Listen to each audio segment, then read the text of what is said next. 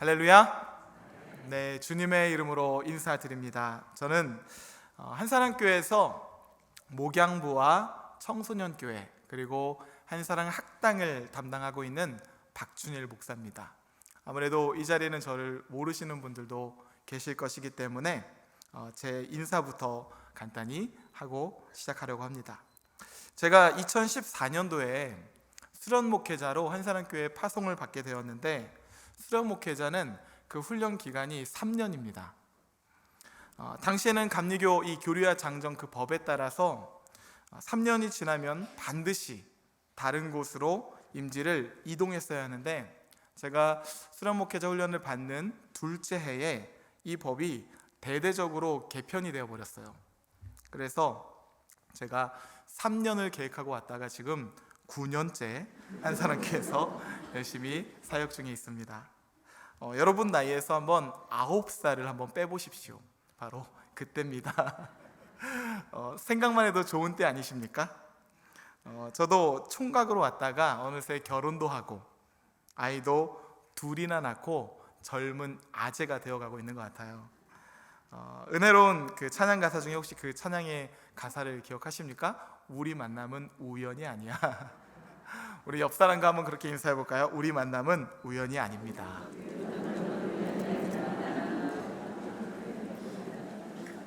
네, 우리 만남은 우연이 아니죠.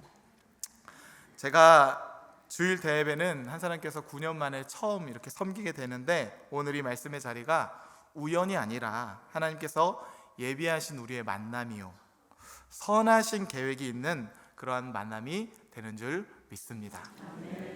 오늘 한 개의 기쁨이 1000개의 슬픔은 이깁니다 라는 제목으로 하나님 말씀을 전하려고 합니다. 우리는 정말 위로가 이렇게 많이 필요한 시대를 살아가고 있습니다. 기도한 것처럼 지난주 우리 대한민국에서는 그 이태원에서 안타까운 일이 있었죠. 그로 인해서 한 주간 전 국민이 아픔의 골짜기를 지나가고 또 앞으로 더 지나가야 할 것이에요. 뿐만 아니라 건강의 문제, 경제 문제, 가정의 수많은 위기로 끙끙 앓고 있는 사람들이 우리 주변에는 너무나 많습니다. 2주 전쯤에 제가 몸이 좋지 않아서 병원을 가게 되었는데 그제서야 보이더라고요. 이 세상에 아픈 사람들이 얼마나 많은지를. 여러분, 가끔 SNS나 이렇게 사람들의 이야기를 듣다 보면 나만 빼고 다들 화려하게 살아가는 것 같고, 나만 빼고 다들 아무 문제 없이 행복하게 살아가는 것 같이 느껴질 때가 있지 않습니까? 하지만 그 너머에 사람들의 내면을 보면 공허함, 우울감, 이 현실과 이상의 그 어떠한 괴리감, 숱한 상처를 가지고 살아가는 사람들이 정말 많아요. 제가 목사로서 가정을 돌보고 신방을 하다 보면 아무래도 가정들마다 그 깊은 내면의 이야기를 다 전해 듣게 될 때가 많죠. 그렇게 수많은 성도들의 이야기를 듣다 보면 사람들이 왜 그렇게 많은 것 중에 우리의 삶을 광야로 비유하는지, 이게 참 적절한 비유구나 싶을 때가 많습니다. 그런데 놀라운 것이 하나 있어요. 제가 신방을 하면서 느끼는 것이 있는데, 사람은요, 힘들어서 죽겠다 하는데 생각보다 잘 죽지 않더라고요. 왜냐하면 살고자 하는 욕구가 그것보다 더 크기 때문이에요. 그래서 누군가 옆에서 죽겠다 하면요, 사실은 나 좀 살려줘, 나 좀 알아줘, 이렇게 살고자 하는 탄식으로 우리가 보셔야 돼요. 그래서 그 마음의 이야기를 함께 듣고 말씀을 통해 생각을 환기시켜주고 아파하는 자들과 우리가 함께 아파하다 보면 어느새 그 영혼은 한 걸음 한 걸음 그 어두운 내면의 영혼의 그 밤걸음을 훌쩍 지나가게 되는 것이죠. 그러면 사람은 언제 죽을까요? 사람은 위로받지 못할 때 마지막 남은 희망의 끈 그거 하나를 놓아버리더라고요. 사람은 위로받지 못할 때 죽습니다. 그래서 케르케고르는 절망을 죽음에 이르는 질병이다, 그렇게 이야기하는 것이에요. 제가 참 좋아하는 표현 중에 scars into stars, 상처는 별이 된다라는 표현이 있어요. 이것은 scar, 스크래치, 기스, 상처라는 뜻인데요. 그런데 이 상처가 stars, 반짝반짝 빛나는 별이 된다는 거예요. 이것이 어떻게 가능할까? 여기에는 하나의 전제가 있습니다. 그것은 바로 고통을 당할 때 우리가 어떻게 바른 태도를 가질 것인가. 이것에 따라서 우리의 상처는 누군가를 찌르는 칼이 되기도 하고, 또한 반짝반짝 빛나는 우리 내면의 진주가 되기도 한다는 것이에요. 살아가다 보면 모두가 예기치 못한 상황을 만날 때가 참 많습니다. 원하지는 않지만 어려운 순간들을 경험할 때가 너무나 많아요. 이것을 scars, 상처라고 한다면 우리가 갖는 바른 태도, 이 반응으로 말미암아 반짝반짝 빛나는 별의 인생을 빚을 수 있다, 이렇게 이야기하는 것이죠. 마치 그 조개가 자신의 몸속에 들어온 이물질로 인해서 괴로워서 쓰라려서 이리 비비고 저리 비벼서 마침내는 아름다운 진주를 빚어내는 것처럼 말이죠. 그래서 우리들 교회를 섬기는 김양재 목사님은 참 재밌는 비유를 하셨는데, 별별 문제 있는 가정들이 하나님 안에서 반짝반짝 빛나는 별 가정이 된다, 이렇게 비유를 하기도 하십니다. 참고로 김양재 목사님은 11월 24일 목요일에 자녀교육 콘서트라는 일정으로 한사랑교회에 오셔서 말씀을 전하세요. 정말 좋은 교회이니 가정의 회복을 갈망하시는 분들은 꼭 참석하셔서 많은 은혜를 받으시기 바랍니다. 이렇듯 어떤 사람의 마음에는 백자루, 천자루의 칼이 들어있는 경우가 있고, 또 어떤 사람 마음 가운데는 주옥 같은 진주가 들어있기도 한 것이에요. 그러면 여러분께 한번 여쭙겠습니다. 여러분의 마음 가운데는 무엇이 담겨 있습니까? 한번 마음속으로 떠올려 보셨으면 좋겠어요. 오늘 본문 시편 기자 다윗은 이렇게 고백하지요. 여호와께서 사람의 걸음을 정하시고 그의 길을 기뻐하시나니. 하나님께서 사람의 발걸음을 정하시고 그 걸음을 기뻐하신다 말씀하세요. 이것은 사명과 관련된 말씀입니다. 사람은요, 부모를 통해서 태어났지만 부모로부터 태어난 존재는 아니죠. 그래서 레바논이 낳은 천재 작가 칼릴 지브라는 아이들에 대하여 이렇게 말합니다. 아이들은 부모를 통해서 왔지만 부모로부터 온 것은 아닙니다. 하나님으로부터 온 존재라는 것이요. 모든 인간은요, 하나님으로부터 왔다 이야기하는 것입니다. 그러면 하나님은 왜 우리를 이 땅 가운데 보내셨을까? 사명이 있다라는 것이에요. 우리는 우연한 존재로 우연히 태어나서 그저 잘 먹고 잘 살다가 그렇게 소멸되는 존재가 아니라는 것이에요. 하나님으로부터 와서 하나님이 주신 인생이라는 사명을 잘 감당하다가 하나님이 부르시면 하나님을 향해 그 본향을 향하여 나가는 것이 우리의 인생 사명이라는 것이죠.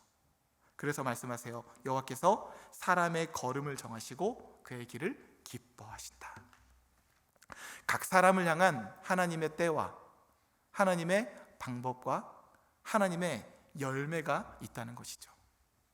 그런데 우리가 이것을 알지 못하고 그저 자신의 때와 자신의 방법, 자신의 열매만 고집하는 인생을 살아간다면 우리는 하나님의 이 놀라운 계획, 그 발걸음은 다 뒤엉켜버리게 되고 우리의 삶은 상처로 얼룩진 인생이 될 수밖에 없다는 것이에요.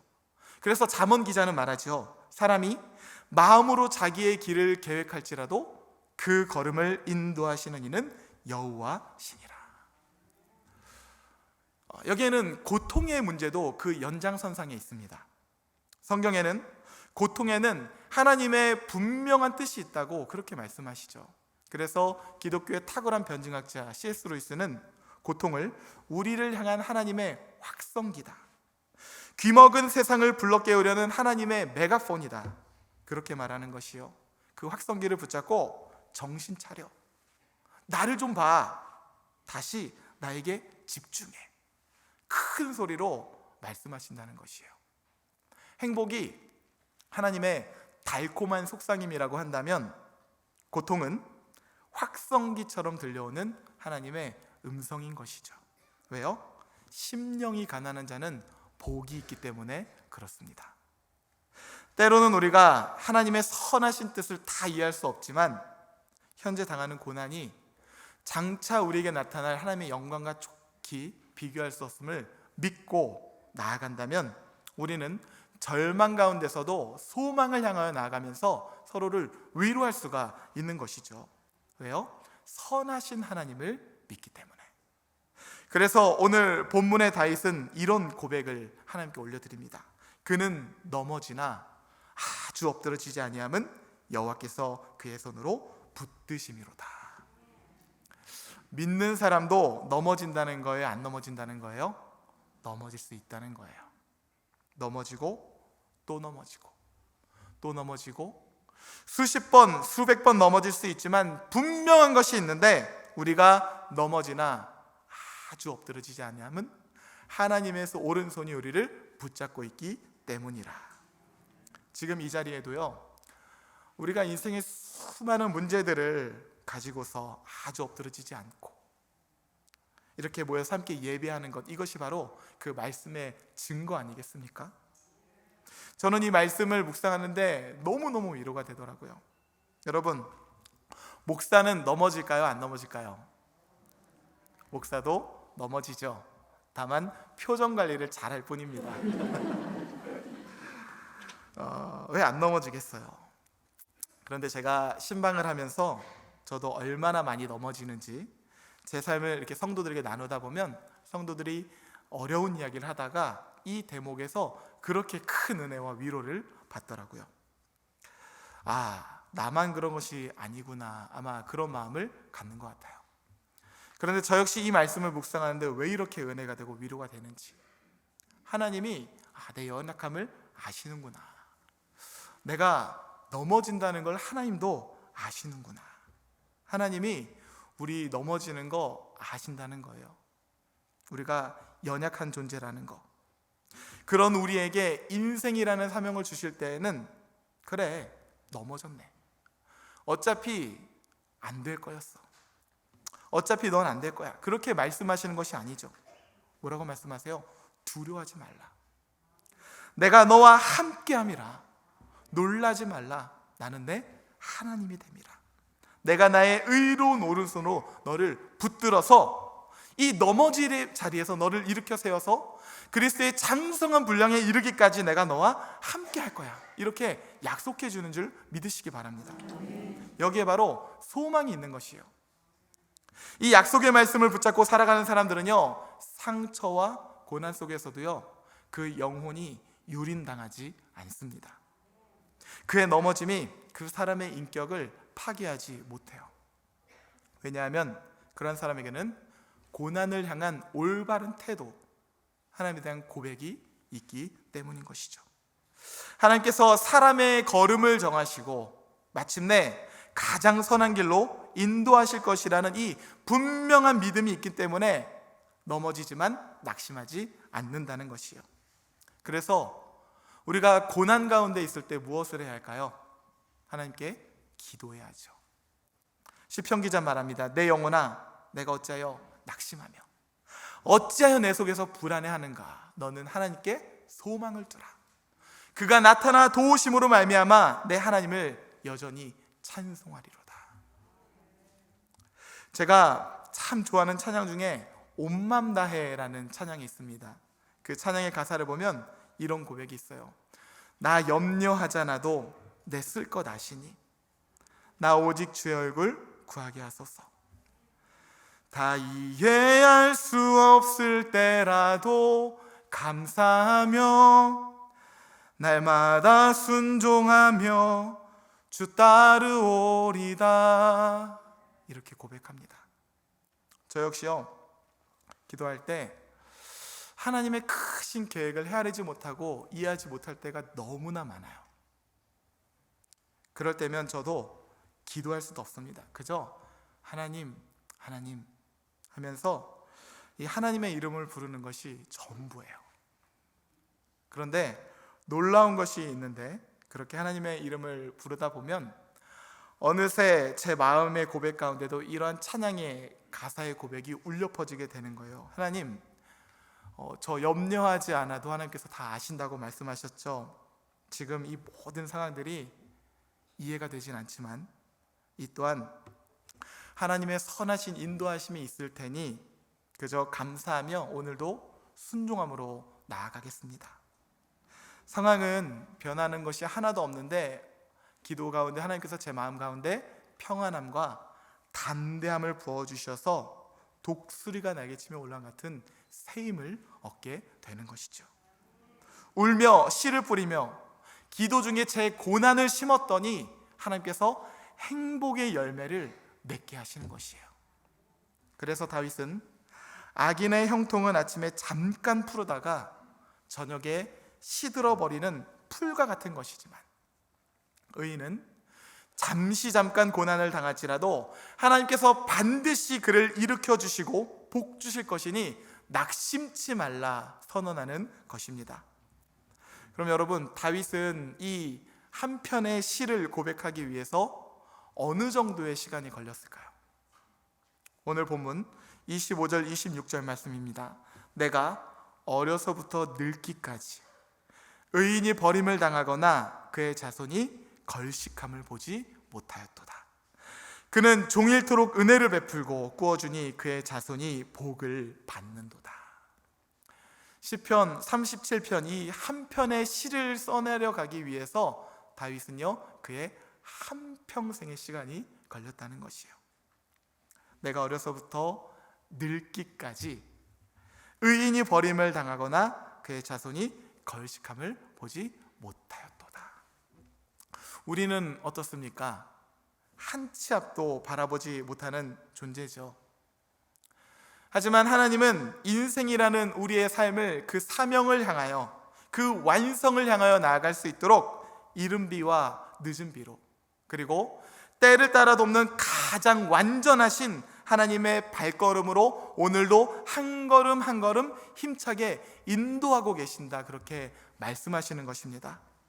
이러한 믿음이 있는 사람들은요 1000개의 슬픔이 있다 하더라도 비록 흔들리지만 아름다운 사명이라는 이 꽃을 활짝 피어내게 되는 것이에요. 사도 바울은 이러한 진주를 빚어내는 고백을 하나님께 올려드립니다. 이후로는 누구든지 나를 괴롭게 하지 말라. 내가 내 몸에 예수의 흔적을 지니고 있노라. 상처라는 단어, 고난이라는 삶이 어느새 하나님 안에서 아름다운 진주의 고백으로 번져지고 있어요. 내가 내 몸에 예수의 흔적을 지니고 있노라. 요셉은 어떻던가요? 자신을 시기하고 질투해서 팔아넘긴 형님들을 오랜 시간이 지나고 나서 다시 제외하게 됩니다. 애굽의 총리가 되어서. 그때 자신을 인생의 벼랑 끝으로 골짜기로 밀어넣은 형님들에게 이렇게 이야기합니다. 두려워하지 마소서. 내가 하나님을 대신하리이까. 당신들은 나를 해하려 했으나 하나님은 그것을 선으로 바꾸사 오늘과 같이 많은 백성의 생명을 구원하게 하시려 하셨나니. 악에게 지지 않고 선으로 악을 이겨나가는 아름다운 진주를 빚고 있지 않습니까? 히브리서 기자도 말합니다. 내가 무슨 말을 더 하리요? 기드온, 바락, 삼손, 입다, 다윗 및 사무엘과 선지자들의 일을 말하려면 내게 시간이 부족하리로다.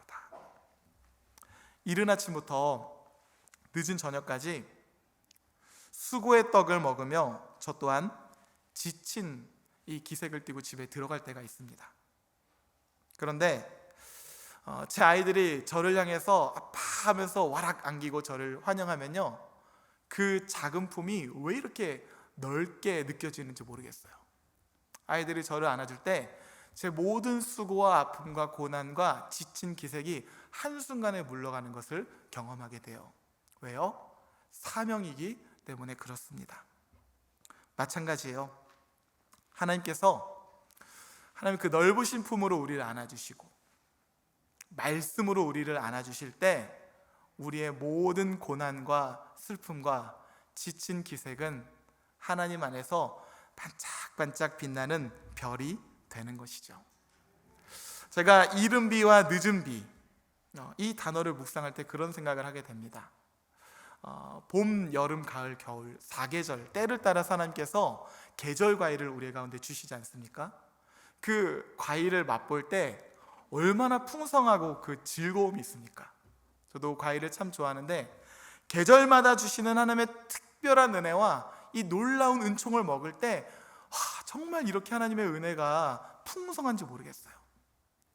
그런데 우리는 우리 삶 가운데 이른 비와 늦은 비를 원하기보다는 한탕주의에 빠져서 하나님 이번 한 번만 도와주시면, 하나님 이번 기도 제목 한 번만 들어주시면 더 이상 바랄 것이 없습니다, 이런 기도를 올려드릴 때가 참 많죠.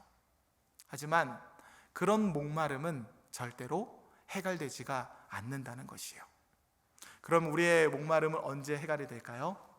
하나님께서 이른 비와 늦은 비로 때를 따라 돕는 은혜와 가장 적절한 은혜, 가장 완전한 발걸음으로 우리 걸음을 한 걸음 한 걸음 옮기실 때 우리는 사명이라는 꽃을 활짝 피워낼 수가 있게 되는 것입니다. 혹시 남들보다 내가 상처가 더 많다고 그렇게 느껴지십니까? 사명이 있다는 것이에요. 살아있는 것은 다 아픈 소리를 내기 마련입니다. 살아있는 것은 여러 가지 어려움을 당하는 것이 당연합니다. 그러나 하나님께서 우리를 안아주시면 우리의 아픔은 하나님 안에서 아름다운 진주가 되는 것이죠. 남보다 아픔이 많다? 상처의 포로가 되지 말고, 절망의 포로가 되지 말고 하나님 앞에 가지고 나가서 하나님, 이 세상에서 저를 어떻게 선용하실 것인가요? 저에게는 기대감이 있습니다. 제가 곪아 죽는 조개가 되는 것이 아니라 진주를 만드는 하나님의 자녀가 되겠습니다. 이러한 고백을 올려드리시길 축복합니다. 아직 가장 훌륭한 시는 쓰여지지 않았다고 이야기하죠. 가장 아름다운 아직 불려지지 않았다고 이야기합니다. 바라기는 오늘 우리에게 주시는 하나님의 이 말씀, 이 소망의 말씀으로 말미암아 여러분이 상처 입은 치유자가 되어서 이 세상을 위로하고 여러분들의 가정을 치유하는 하나님 나라의 시인들이 되시기를 주님의 이름으로 축복합니다. 우리 다 함께 이런 마음을 담아서 찬송가 342장을 부르며 하나님께 전진하도록 하겠습니다.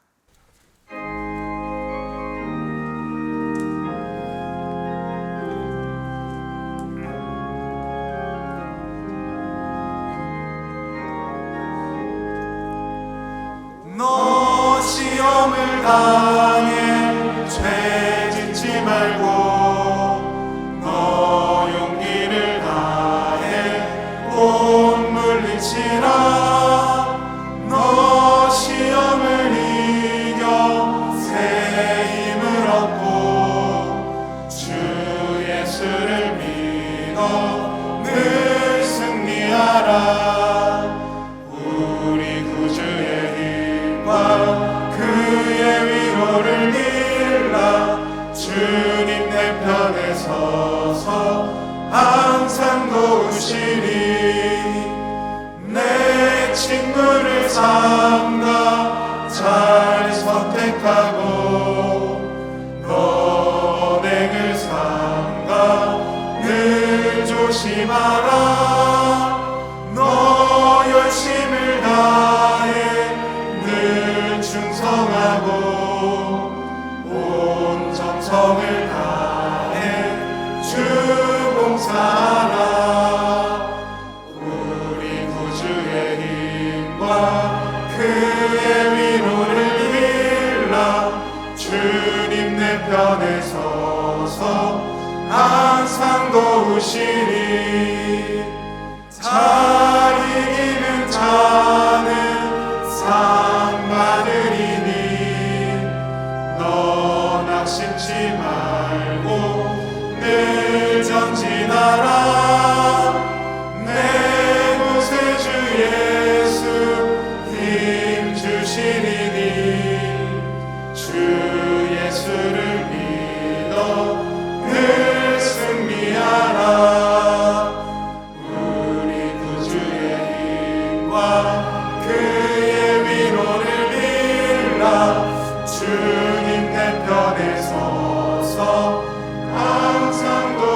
잘 이기는 자는 잘 이기는 자는 상 받으리니 너나 숨지 말고 늘 전진하라.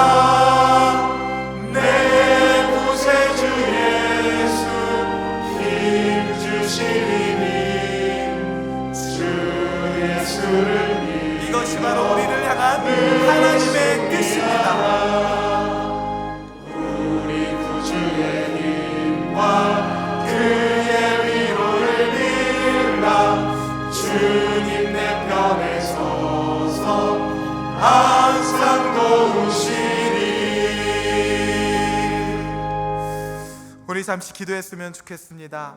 하나님, 상처의 포로가 되지 않고 절망의 포로가 되지 않고 하나님의 우리와 함께 하시는 가장 좋은 그 기쁨, 그것 하나로 진주를 빚어가는 사명자가 되게 하여 주시옵소서. 절망 가운데서도 소망을 노래하는 상처 입은 치유자가 되게 하여 주시옵소서. 동성으로 같이 기도하겠습니다. 하나님, 그는 넘어지나 아주 엎드러지지 않음은 하나님의 오른손이 우리를 붙잡고 있기 때문이라고 말씀하셨습니다. 이 시간 우리의 믿음의 눈을 활짝 열어주셔서 우리를 위로하시고 우리를 붙잡아 주시는 하나님의 손을 붙잡을 수 있도록 주님 인도하여 주시옵소서. 하나님, 하나님께서 우리와 함께 하신다면 그 하나의 기쁨으로 우리가 1000개의 슬픔을 이겨나갈 줄 믿습니다. 상처로 인하여서 골마 족는 조개가 아니라 진주를 빚어내는 상처 입은 치유자가 되게 하여 주시옵소서. 하나님, 오늘도 수많은 문제들을 가지고 주의 전 앞에 모였습니다. 하나님, 우리의 염려와 우리의 문제들을 아시지요. 다 이해가 되지 않지만 하나님을 바라보며 한 걸음 한 걸음 나아가는 모든 성도들 가운데 하나님의 특별한 은혜와 때를 따라 돕는 은혜와 이른 비와 늦은 비를 통하여 하나님의 발걸음을 주께서 인도하여 주시옵소서. 습니다 아버지, 함께 하시고 오늘도 주장하여 주시옵소서.